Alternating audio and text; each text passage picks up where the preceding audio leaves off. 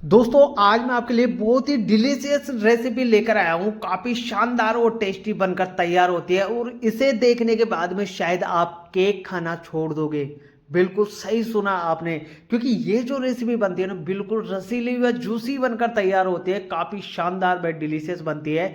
आप एक बार इसे घर पर ज़रूर से ट्राई करना, क्योंकि इन भयंकर गर्मियों में आप इस रेसिपी को बनाएंगे तो एक तो मिनटों में बन जाती है और दूसरा काफ़ी कम खर्चा भी आता है। तो सबसे पहले आपको 2 पैकेट ओरियो बिस्किट के लेना है और इसकी जो क्रीम आती है ना बिस्किट के अंदर उसको आप बाहर निकाल लीजिए। ये क्रीम हम यूज नहीं करने वाले हैं।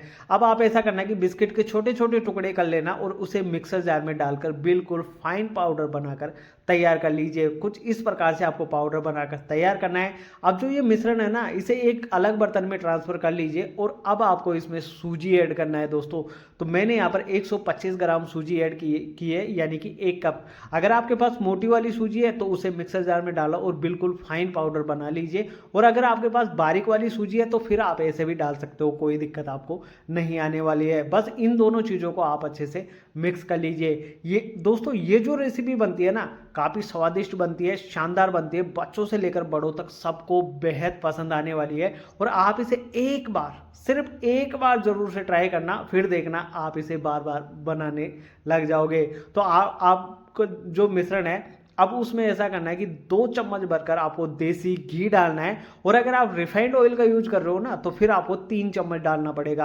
आप देसी घी का यूज कर रहे हो तो 2 चम्मच और रिफाइंड ऑयल का यूज कर रहे हो तो फिर आपको 3 चम्मच यहाँ पर डालकर हाथों से अच्छे से इसे रब कर लेना।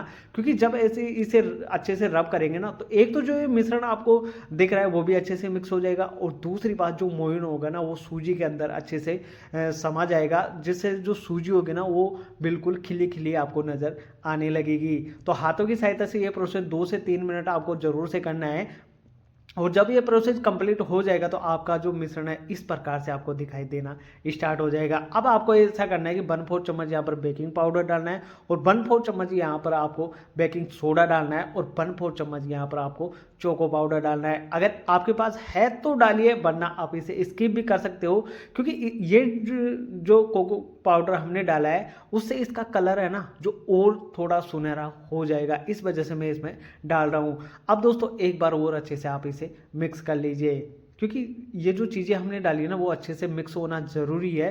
नहीं तो क्या होगा ना कि ये एक साइड रह जाएगा और आपका जो मिठाई है ख़राब हो सकती है। अब आपको ऐसा करना है कि 2 चम्मच यहाँ पर दही लेना है। लेकिन ध्यान रखना दोस्तों, दही बिल्कुल फ्रेश होना चाहिए। खट्टा दही आपको बिल्कुल भी यूज नहीं करना है। 2 चम्मच ही लीजिए, ज़्यादा नहीं लेना है। अब आप इसके अंदर जो गुठली ऐसी होती है ना बस उन्हें चम्मच की सहायता से इस तरीके हल्का हल्का मैश कर लेंगे, ताकि इसमें जो गुठली होगी वो भी खत्म हो जाएगी। अब आपको ये जो दही है ना बस इस मिश्रण में डाल देना है। पहले आधा दही डालिए और आधा दही डाल करके आपको इसे एक बार मिक्स कर लेना है। आपको इसके अलावा ना तो दूध इसमें डालना है ना आपको पानी इसमें डालना है, कुछ भी डालने की ज़रूरत नहीं पड़ेगी।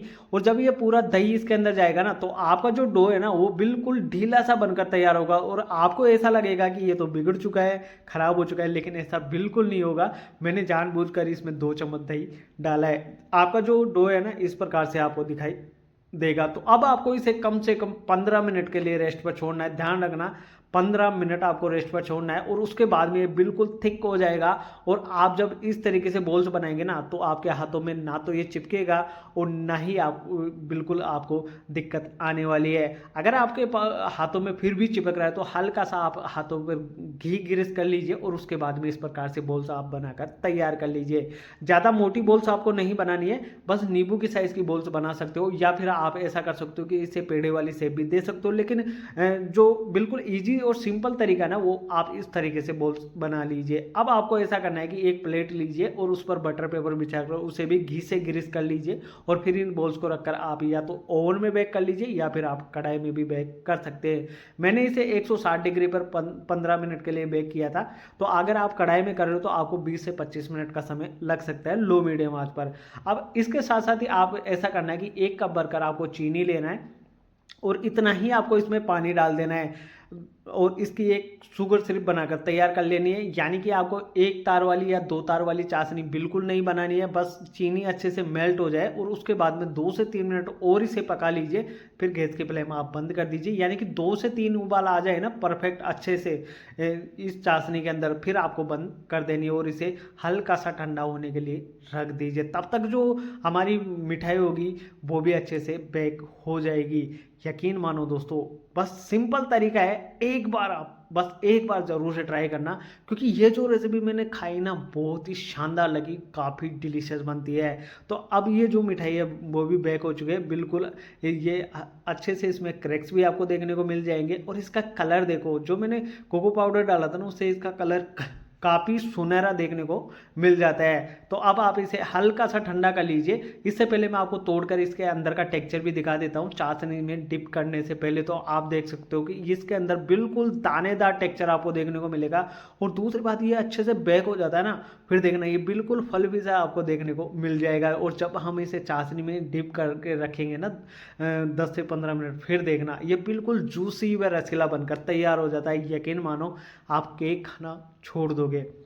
अब आप ऐसा करना है कि इन सारी मिठाइयों को आप चाशनी के अंदर अच्छे से डिप कर देना और आपको कम से कम 30 से 40 मिनट इसे चाशनी में रखना होगा, तभी यह अंदर से बिल्कुल जूसी व रसीला बनता है। क्योंकि हम जल्दबाजी के अंदर क्या करते हैं कि 10 से 15 मिनट इसे डिप किया और बाहर निकाल लेते हैं। उससे क्या होता है कि एक तो ये अंदर से जूसी नहीं बन पाता है, ये इस जो चाशनी होती है वो अंदर तक नहीं जा पाती है और ये सूखा सूखा सा आपको देखने को मिल जाता है। तो ऐसा आपको बिल्कुल नहीं करना है। कम से कम 30 से 40 मिनट आप इसे चाशनी में डिप करके रख दीजिए। फिर देखना आप दोस्तों बिल्कुल अंदर तक चाशनी चली जाएगी और जब अंदर तक चाशनी चली जाएगी तो बिल्कुल जूसी व रसीला बनकर तैयार होता है। अब मैं आपको तोड़कर दिखा देता हूँ। ये देखो दोस्तों, 30 मिनट के बाद में जब आप इसे तोड़कर देखेंगे तो ये बिल्कुल जूसी व रसीला बनकर तैयार होता है। बहुत ही शानदार रेसिपी आज मैं आपके लिए लेकर आया हूँ। यकीन मानो जब आप इसे बनाएंगे ना तो बनाने में थोड़ा समय ज़रूर से लगता है, लेकिन आपको इतनी शानदार और स्वादिष्ट मिठाई देखने को मिलेगी कि आप जब मार्केट से लाते हैं तो बहुत पैसा खर्च हो जाता है और दूसरी बात क्वालिटी की कोई गारंटी भी नहीं होती है। आप इसे ज़्यादा दिन तक खैर स्टोर तो नहीं कर पाओगे, क्योंकि ये ज़्यादा दिन तक स्टोर नहीं होती है। आप 4 से 5 दिन तक ही स्टोर इसे कर सकते हो, इससे ज़्यादा दिन तक स्टोर नहीं होती है। और दूसरी बात, आप जितना खाओ उतना ही आपको एक बार में बनाना है, क्योंकि मैंने 1 कप सूजी और 2 पैकेट ओरियो बिस्किट से इतनी सारी मिठाइयाँ बनाकर तैयार कर ली है। अब देखिए ये जो अंदर से बिल्कुल रसीला बनकर तैयार होता है ना, ये देखिए।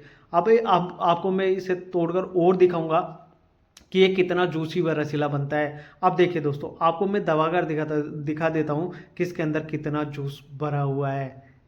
अब तो आपको यकीन हो गया होगा। अब अगर आपको यकीन हो गया और वीडियो पसंद आती है तो वीडियो को लाइक करना और चैनल को भी सब्सक्राइबर कर लीजिए, ताकि आने वाली वीडियो की नोटिफिकेशन आप तक जल्द से जल्द पहुंच सके। मैं ऐसे ही यूनिक चीज़ें आपके लिए लेकर आता रहता हूं, जो काफ़ी इजी भी होती है और घर के सामान से बन जाती है। बाहर से आपको कुछ लाने की ज़रूरत भी ज़्यादा नहीं पड़ती है। 1 से 2 चीज़ें अगर आप बाहर से भी लाएंगे और उसके बाद में अगर आपको इतनी टेस्टी व शानदार मिठाई खाने को मिलती है तो इसमें बुरा क्या है। तो मिलते हैं नेक्स्ट वीडियो में, तब तक के लिए आप इसे एंजॉय कीजिए।